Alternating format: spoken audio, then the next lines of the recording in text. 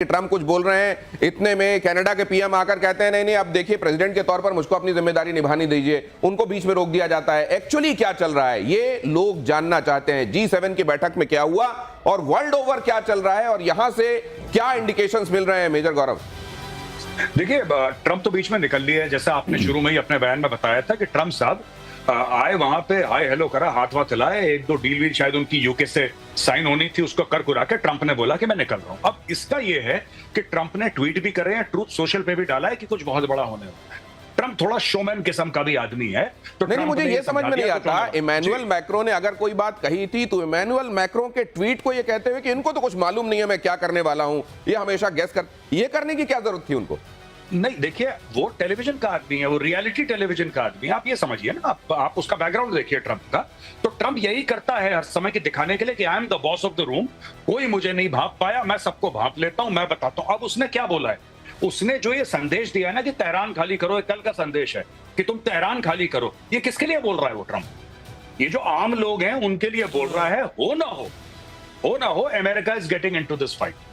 अगर चीजें एक आध दिन में 48 घंटे के अंदर अगर चीजें उस तरीके से पटरी पे नहीं आई जैसे ट्रम्प चाहता है, तो हो सकता है कि मैसिव बॉम्बार्डमेंट ऑफ तेहरान। और ये बात ट्रम्प भी समझ चुका है, भली भांति परिचित है कि जब तक रिजीम चेंज नहीं होगा मिडिल ईस्ट में शांति नहीं आएगी। ये जो इकोनॉमिक कॉरिडोर की बातें कर रहे हैं कि इंडिया और ये पूरा इकोनॉमिक कॉरिडोर यूरोप का आगे तक मिडिल ईस्ट का ले जाने की बात कर रहे हैं, ये सब ख्याली पुलाव है। ईरान तो मना कर रहा है, कह रहा है मैं वो बंद कर दूंगा अपने पूरे सी लेन्स। मतलब आप भी यही कह रहे हैं कि खामेनेई के ऊपर अभूतपूर्व खतरा मंडरा रहा है, क्या आप भी यही कह रहे हैं? मैं आपके पास लौटता हूं। भयानक स्तर पर पहुंचा ईरान इजराइल युद्ध, G7 बीच में छोड़कर अमेरिका लौटे डोनाल्ड ट्रंप। जैसा हम आपको लगातार बता रहे हैं, ईरान के परमाणु कार्यक्रम पर रोक जरूरी है, ये ट्रंप ने कहा। तेहरान को फौरन खाली कर दें लोग, तेहरान को फौरन खाली कर दिया जाए। देखिए, पहले दिन जब इजराइल ने ईरान के ऊपर अटैक किया तो ट्रंप ने कहा नहीं हमारा इससे कोई लेना देना नहीं, और आज वो कह रहे हैं कि तेहरान को पूरी तरीके से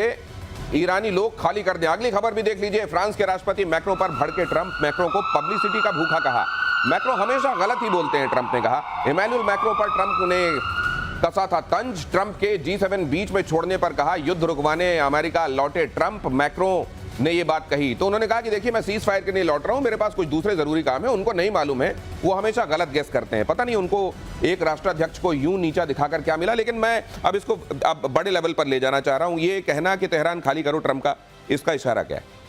इसका इशारा यह है कि ट्रंप और नेतन्याहू एक ही पेज पर हैं।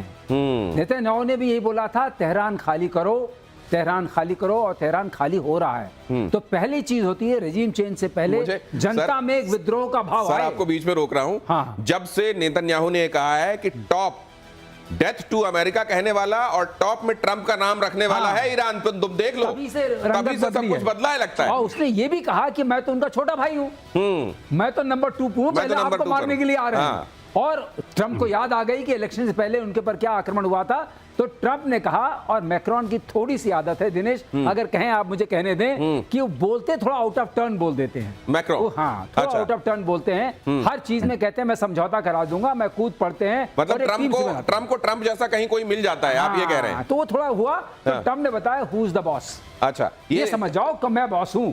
अच्छा। और अब मैं जा रहा हूं, कोई सीज फायर कराने नहीं जा रहा हूं, मैं तेहरान खाली कराने जा रहा हूं। इसका मतलब क्या हुआ?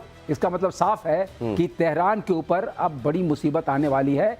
और खामेनेई उधर वो कहते हैं हमारे जो मेजर गौरव को जोड़ना चाह रहे हैं सर आपकी बात पर। या जी, मैं बिल्कुल जो सर की बात है मैं 100% एग्री कर रहा हूं। मैं सिर्फ ये बात एक जोड़ना चाह रहा हूं, सर ने बिल्कुल ये ठीक बात बोली है, सीज फायर से ट्रंप का कोई लेना देना है। ट्रंप बार बार कह रहा है डील, और डील में क्या कह रहा है ट्रंप कि तुम्हारे पास न्यूक्लियर हथियार नहीं हो सकते। सिंपल सी बात है, तुम्हारे पास न्यूक्लियर वेपन्स नहीं हो सकते। न्यूक्लियर वेपन्स के साथ नेतन्याहू ने यह जोड़ दिया है कि तुम्हारे पास उसके साथ डिलीवरी सिस्टम्स भी नहीं हो सकते। तो ये सिर्फ न्यूक्लियर ठिकानों पर नहीं मार रहा है बम, ये इनके बैलिस्टिक मिसाइल के ठिकानों पर भी बम मार रहा है। कि एक तो न्यूक्लियर वेपन है, एक उनके डिलीवरी सिस्टम्स हैं, दोनों को बर्बाद कर दो। और यही ट्रंप भी चाहता है, they are on the same page. Sir ने बिल्कुल 100% बात बोली है, सही, I agree with him, they are on the same page. Benjamin Netanyahu ने यह बात कही है कि न सिर्फ उनके पास न्यूक्लियर हथियार नहीं होने चाहिए, बल्कि उनके पास आईसीबीएम्स नहीं होने चाहिए, इंटरकॉन्टिनेंटल बैलिस्टिक मिसाइल नहीं होने चाहिए, वेक्टर नहीं होने चाहिए जिसको जो न्यूक को लेकर उड़े। अगली खबर देख लीजिए, प्रतिशोध में इस वक्त की बड़ी खबर, अमेरिकी राष्ट्रपति ट्रंप का बड़ा बयान। ट्रंप ने कहा हम सिर्फ सीज फायर नहीं, असली अंत चाहते हैं। ईरान के पास कभी भी परमाणु हथियार नहीं होने चाहिए।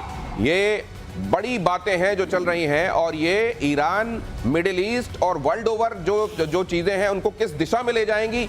आप इसकी मेगा पिक्चर क्या देख रहे हैं कर्नल साहब? नहीं, देखिए, बड़ी सीधी बात है कि अगर आप चीजों को इवैल्यूएट करेंगे तो आप ये जरूर पाएंगे ट्रंप एक पार्ट बोलते हैं, नेतन्याहू दूसरा पार्ट बोलते हैं। अच्छा, ट्रंप ने बड़ा क्लैरिटी के साथ कह दिया, और मैं वैसे भी यूएस का इंटरेस्ट बता सकता हूं कि वो हमेशा है कि ईरान का न्यूक्लियर प्रोग्राम अगर इजराइल के बाद किसी के लिए है तो वो यूएस के लिए, इसलिए उसको नहीं होना चाहिए। इजराइल बोलता है कि आपके पास ये न्यूक्लियर प्रोग्राम नहीं, न्यूक्लियर चीज ही नहीं होनी चाहिए, चाहे आप एनर्जी के नाम से बात करें, चाहे किसी भी नाम से बात करें, और इसको आपके देश से बाहर किसी भी तरह की मिसाइल सिस्टम से ले जाना अपने आप में हमें एक्सेप्टेबल नहीं है। जैसे ईरान को यहूदी जमीन के ऊपर एक्सेप्टेबल नहीं है, तो इजराइल को किसी भी हालत में ईरान का कोई भी पार्ट अगर न्यूक्लियर है वो एक्सेप्टेबल नहीं है। उस न्यूक्लियर ऑब्लिक किसी भी तरह की आईसीबीएम को उसके देश से बाहर ले जाने की जो काबिलियत है वो भी एक्सेप्टेबल नहीं है, और दोनों के दोनों इसी बात पर एग्री कर रहे हैं। ईरान के सांसद महमूद नवाबियान की धमकी भी जरा देख लीजिए। उन्होंने कहा कि अमेरिका को निशाना बनाना बहुत आसान है, इजराइल पर हमला करना जितना मुश्किल है उतना ही ज्यादा आसान है अमेरिका की तबाही। उन्होंने कहा कि अमेरिकी सैन्य अड्डों, युद्धपोतों को निशाना बनाना आसान है। अब ये क्या बयान है और ये किस तरफ चलाए जा रहे तीर हैं मेजर गौरव? देखिए, ये गीदड़ भपकी है। आपने देखा था जिस तरीके से उनकी टीवी एंकर जो बैठी थी बीच में, हाँ, वो कह रही थी हम कभी नहीं झुकेंगे, हम कभी नहीं छोड़ के भागेंगे, बम गिरा भगली। ठीक है, फिर थोड़ी देर के बाद उसको लोगों ने, पीसीआर ने बोला कि मैडम वापस आ जाओ, खतरा टल गया, फिर वापस आई मैडम, तो लोगों ने बोला बड़ी बहादुर है। देखिए, ये सब इनके बयानबाजी कर रहे हैं लोग। एक बयानबाजी आपको पता है पाकिस्तान ने भी करी थी कल, जिसके बारे में हम लोग आपकी शो में डिस्कस कर रहे थे। पाकिस्तान ने बोला कि हम न्यूक्लियर मार देंगे, फिर जब बोला अच्छा तुम मार दोगे, कह रहा मैं मजाक कर रहा हूं। तो ये सब देखिए, ये सब कोरी बयानबाजी है, इनको भी पता है। ट्रंप ने पहले दिन क्या बोला था, तुम्हें इजराइल के साथ जो करना है करो, अगर तुमने अमेरिकन एसेट्स या तुमने अमेरिकन पे हमला करा फिर देख लेना, तुम फिर देखना। और अगर ये करते हैं ऐसी बेवकूफी अमेरिका को छेड़ने की, तो इस बार ट्रंप और Netanyahu they are absolutely on the same page. कौन से सेम पेज है? Number 1, they will not have, Iran will not have any nuclear weapons और nuclear anything for that matter. अरे ईरान को तो पहला न्यूक्लियर रिएक्टर अमेरिका ने दिया था 60s में, 5 मेगावाट की जनरेशन इलेक्ट्रिसिटी के लिए अमेरिका सप्लाइड द रिएक्टर। उसको क्या पता था कि बाद में चल के वहां पे 1979 में रेवोल्यूशन हो जाएगा और ये जितने भी पागल हैं ऊपर आके ये सब लोग हथियार बनाना शुरू कर देंगे। That was never the intent.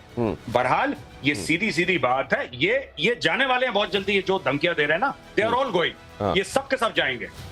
आपने कहा मजाक कर रहा था, वो आपने भोपाल से उठाकर दिया था। AQ खान गए भी वहीं से थे और वहां से हो सकता है वहां जब तक रहे सद्बुद्धि रही होगी, लेकिन वहां जाने के बाद तो वो क्या करने लगे आपको मालूम है। उन्होंने ये सीखा किसने, जो बड़ी बड़ी बातें बोलना? क्या ये पाकिस्तान से ईरान गया, ईरान से पाकिस्तान आया, ये भी जरा बताइएगा। लेकिन इजराइल के अटैक से धुआं हुआ तेहरान। ये खबर देखिए, तेहरान के आसमान में चारों तरफ धुआं दिखा। इजरायली हमलों में अब तक 224 की मौत हो चुकी है। तेहरान में सबसे ज्यादा हमला कर रहा है इजराइल। तेहरान पहचानने लायक रहेगा क्या कुछ दिनों बाद? ये भी एक बड़ा सवाल है। ईरान के टीवी स्टूडियो पर इजरायली अटैक, जिसका जिक्र अभी मेजर गौरव कर रहे थे, न्यूज पढ़ते वक्त हुआ मिसाइल अटैक, और उस समय वो मोहतरमा यही कह रही थी हम किसी से नहीं डरते, और स्टूडियो छोड़कर भाग खड़ी हुई। इजराइल ने दी थी स्टूडियो खाली करने की चेतावनी। इजराइल ने पहले ही कहा था ये प्रोपेगेंडा, ये जो चैनल है यहाँ का, ईरान का, यहाँ पर ये प्रोपेगेंडा मत चलाओ। ये देखिए, ये जैसे ही वहां पर करीब एक मिसाइल गिरी, ऊपर से कुछ झड़ता हुआ सा दिखाई दे रहा है, उसके बाद मैडम चल नहीं वहां से, और कहते हैं पता नहीं, मेजर साहब भी बता रहे हैं कि थोड़ी देर बाद वापस लौटी। हाँ, ये वापस लौटी थी थोड़े समय के बाद, और ऐसा मैंने सुनने में आया कि इसकी पाकिस्तानी मीडिया में बड़ी तारीफ हुई है कि देखो कितनी बहादुर हो रहा था। अब पता नहीं लौटी कि नहीं लौटी, वहां पे भी आप जानते हैं फेक न्यूज फैक्ट्री है। हाँ। लेकिन fact of the matter is कि ये सारे के साथ, ये देखिए ये भाग रही है। ये ऐसी करते हैं ये लोग, ये ऐसे ही करते हैं। पहले बड़ी बड़ी बातें बोल देंगे, हम तुम्हें नहीं छोड़ेंगे, हम बर्बाद कर देंगे, फिर किसी ने हल्की सी हूल दी, सब भगे वहां से। Pakistani are also like this. आपने नहीं देखा पाकिस्तानियों को? वो भी यही करते हैं, हम मार देंगे न्यूक्लियर मिसाइल टेल अवीव ये वाला पे। आर्ट किसने किससे सीखा है? मुझे नहीं, इस आर्ट के जो फादर है वो तो पाकिस्तान है। पाकिस्तान ने तो ये पूरी कोशिश की कि ये कला उनके देश से बाहर जानी नहीं चाहिए, चली कैसी गई? चले वो न्यूक्लियर सीक्रेट है भाई साहब। अच्छा, वो अगली खबर न्यूक्लियर देख लीजिए। सीक्रेट है ईरान को पाकिस्तान। पाकिस्तान ने दिया धोखा, ईरान को नहीं दी जाएगी एटमी सहायता। इशाक डार ने कहा, संसद में पाकिस्तान के विदेश मंत्री इशाक डार का बयान। ईरानी जनरल ने किया था दावा, अगर इजराइल ने ईरान पर परमाणु हमला किया तो पाकिस्तान भी इजराइल पर परमाणु हमला करेगा। ये जब आप सुन रहे हैं, ये इतने बड़े लतीफे की तरह सुनाई दे रहा है कि पेट में हंसते हंसते बल पड़ रहे हैं। मेजर गौरव, ये कुछ दिनों में कहीं किसी ऊंची जगह पर खड़े होकर चिल्लाने लगे, कसम खुदा की झूठ बोला ईरान ने। नहीं बिल्कुल, देखिए ये क्या है, ये बोल देते हैं पाकिस्तानी, लाहौरी खासतौर से, इनके ब्लड में है गोलीबाजी। ये बोल देते हैं कि हम चिंता मत करिए, हम इस्लामी बिरादर मुल्क हैं और हम आपके लिए जान दे देंगे और खड़े हैं वगैरह। नहीं, लेकिन ये कंफ्यूजिंग सिग्नल्स क्यों आ रहे हैं मेजर? वो देखिए उधर वो क्या कह रहे हैं, वो नवाज शरीफ कह रहे हैं नहीं वो हमारा बिरादर है और हमको खड़ा होना चाहिए, उसके साथ पूरे तौर पर ये होना चाहिए, वो होना चाहिए। इधर ये देख लिया आपने, ये क्या जानबूझ कर ड्रामा चल रहा है क्या पाकिस्तान में? इनका बिरादर खड़ा नहीं, इनका बिरादर पड़ा है। उसका मार मार के नेतन्याहू ने हलवा बना दिया, सारे इनके आर्मी चीफ निपटा दिए, जितने भी 2 आ रखे हैं, तीसरा आएगा उसको भी निपटाएगा। ये ऐसी है, ये पाकिस्तानी, देखिए पाकिस्तानी बोल देते हैं क्योंकि इसके पीछे भी स्ट्रेटजी है बहुत। They have to satisfy the common people of the street. जो आम पाकिस्तानी सड़क पे चलता है वो तो चाहता है जिहाद जिहाद जिहाद, तो उसको सेटिस्फाई करने के लिए देखो हम मार देंगे यहूदियों को बम। आप पता है क्या बोल रहा है ये इशाक डर? ये कह रहा है कि हो सकता है कि एआई जनरेटेड हो, ये भी हो सकता है कि एआई जनरेटेड हो। इन्होंने नहीं, वैसे इन्होंने देखिए इन्होंने क्या बोला दिनेश, मैं माफी चाहूंगा, बस 30 सेकंड लूंगा। हाँ। इन्होंने ये बोला कि साहब हम ईरान के साथ खड़े हैं, ईरान हमारा मुस्लिम बिरादर मुल्क है, हम जान दे देंगे, सर कटा देंगे ईरान के लिए, उसके साथ खड़े हैं, बताओ क्या करना है। और जैसे ही ईरान में लड़ाई हुई, भाइयों ने सबसे पहले अपना बॉर्डर बंद कर दिया कि कोई ईरानी बेचारा भाग के पाकिस्तान ना आ जाए। अब बताइए, अपना बॉर्डर बंद कर दिया इन्होंने अपना जो सरनेम है मुझको लगता है चरितार्थ कर रहे हैं। इशाक डर आप इनको बुलाते हैं, डार की जगह डर बुलाते हैं, मेरे को लगता है वो दिखाया इन्होंने। पाकिस्तान के एटम बॉम्ब पर पूर्व पीएम नवाज शरीफ का बड़ा बयान। पाकिस्तान के एटम बॉम्ब जंग के लिए नहीं है, नवाज शरीफ ने कहा। पाकिस्तान के एटम बॉम्ब शांति के लिए हैं, शरीफ ने कहा। हालांकि नवाज शरीफ ने कहा कि ईरान पर इजराइल ने ज्यादती की है। ये 2 तरह की बातें कर्नल साहब क्या है, ये शांति के लिए है। एज फार एज जो शहबाज शरीफ साहब और नवाज शरीफ साहब कुछ बोलते हैं ना, वो बड़ा सीरियस मामला होता है। मुझे याद है कि जब लोग नौकरी ढूंढने शहरों की तरफ आते हैं सर, तो बहुत सारे लोग जिनको नौकरियां नहीं मिली तो जरूर बताते हैं कि हमारी बहुत जमीन है, बहुत खेती बाड़ी है। ये एटमी मुल्क है और फिर शांति के लिए क्या बताना चाह रहे हैं? नहीं, देखिए बड़ी सीधी बात है। 10 तारीख से पहले तो ये बड़ा एग्रेसिव बम था, हाँ, इस्लामिक बम था, हाँ, सब जगह अवेलेबल था, हाँ, हमास के लिए भी अवेलेबल था। ये 6 से 10 के बाद से ये पॉलिसी चेंज कब हुई? ये नई डॉक्ट्रिन कैसे आ गई? अब ये इसके 2 ही रीजन हो सकते हैं। देखिए शांति वाली बात, जो बम है या तो अब वो बम रहा नहीं, या वो बम की जगह नहीं रही, कुछ तो हुआ है। नहीं तो पाकिस्तान में बम के ऊपर तो जनाब सबसे बड़ी फक्र की बात थी, और आज शांति का बम बन गया, और ऊपर से वो अब जनरल साहब की बारी आ गई। शालिन जब बोल रहे हैं, पहले तो चौक को बस सजाने के लिए रखे थे। हाँ। रेल मंत्री, जेल मंत्री, तेल मंत्री सभी बोलते थे, सब बोल रहे थे कि चौकों पे सजाने के लिए नहीं है, हाँ, हमारे दिखाने के लिए नहीं है, पाव पाव। लेकिन अब वो कह रहे हैं हाँ सजाने के लिए है, अब सजाने के लिए नहीं। और दूसरी बात मुझे एक चीज और लग रही है कि ये शांति का प्रतीक तो कबूतर होता था। ये शांति हमारे बम शांति के लिए, मतलब क्या कबूतर रखे हैं क्या वहां पर? यही मैं कह रहा हूँ, बम कुछ नहीं, कबूतर है। सर तो कब से बोल रहे हैं, 1 महीने से सर यही तो बात बोल रहे हैं कि इनके चलने नहीं वाले फ्रॉड है सबका सभी।